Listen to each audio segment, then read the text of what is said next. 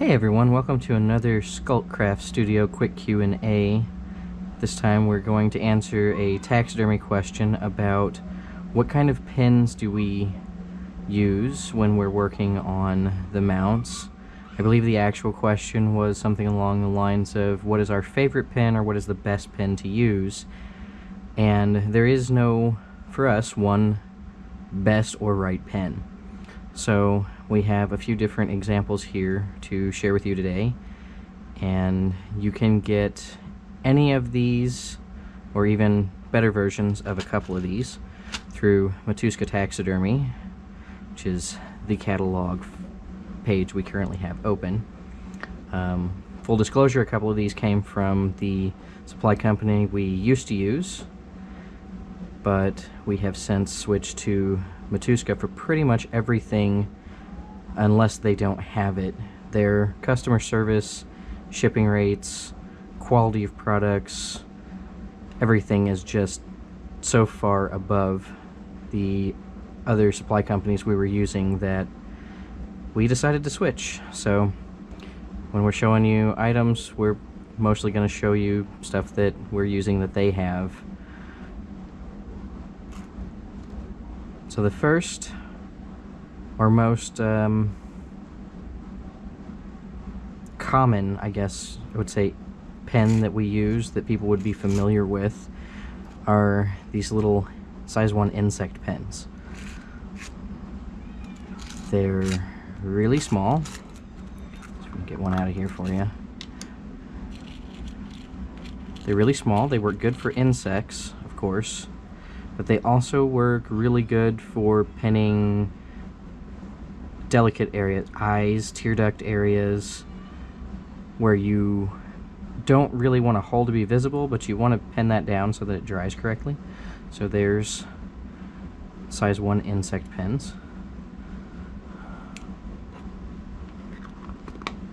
There are also bigger insect pins. These here.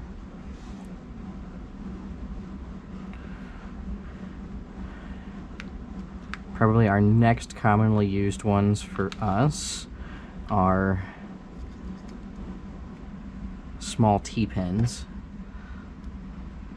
So we had two different sizes of T-pins in our drawer here. You can kind of see these. And as you expect, a T-pin is literally just a pin curled over the T. We actually use the bigger ones of these to tack our jewelry onto boards when we're at craft shows selling tribal jewelry. So they have multi-purposes. As for taxidermy, you know, they're nickel plated, they don't rust, they're easy to grab a hold of and move. They're also good to use to pin into the face of small mammals where we are putting whiskers in by hand. So pretty good for that. You can put them in all the holes and then remove them one at a time to put the whiskers in, but still be able to see how the whiskers lay. So that's one use. But we also use these to pin other areas.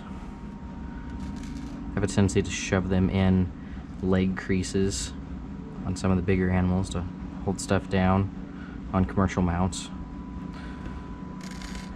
From there, our next used pin are probably upholstery pins. I've used these to hold ears on game heads. I have used these a lot in small mammal work. When we're putting a skin on, you'll have a leg, and you might have to sew, from the pad all the way up. Instead of just stitching the skin and trying to pull that on, I'll take and tack it, usually at an elbow, and then I'll arrange it, tack it, and then bring stuff together and stitch, especially in something that has a hair pattern. Bobcats. Use it in coyote, foxes, stuff like that too. I still have some of these pearl-headed pins. I honestly do not use these that much, and these did not come from Matuska. I've had these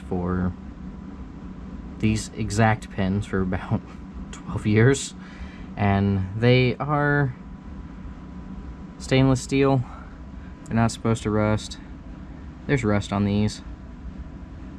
I suspect the ones Matuska carries are probably quite a bit better quality than these, but a little bit of rust after 12 years even is not that bad.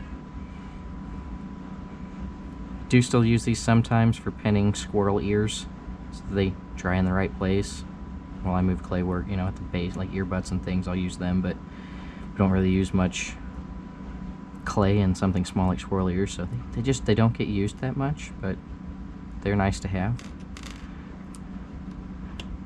These Euro pins, I really like these Euro pins. Again, these are not ones that, I don't think we got these from Matuska. I think we got these before we switched companies. But the idea is still the same. You have this nice gripping area.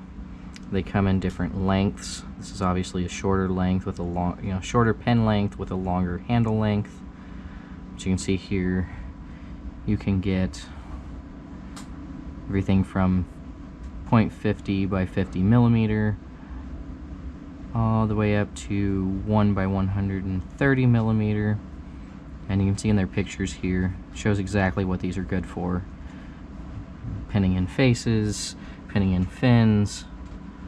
We've used these, we've kind of phased these out with these, where we were using these for ears. We use these more to hold ears now on small mammals, because if you look at the upholstery pins, you may not be able to see it, but the Euro pins are a little bit smaller around while still sticking out far. I mean, I can shove this down into an ear and pin it to a form and still be able to reach it without having to reach way down in an ear. So that's kind of what we use those for. And some of these are interchangeable. I have also used these to, you know, pin something to, you know, pin the leg fur to an elbow to stitch it. But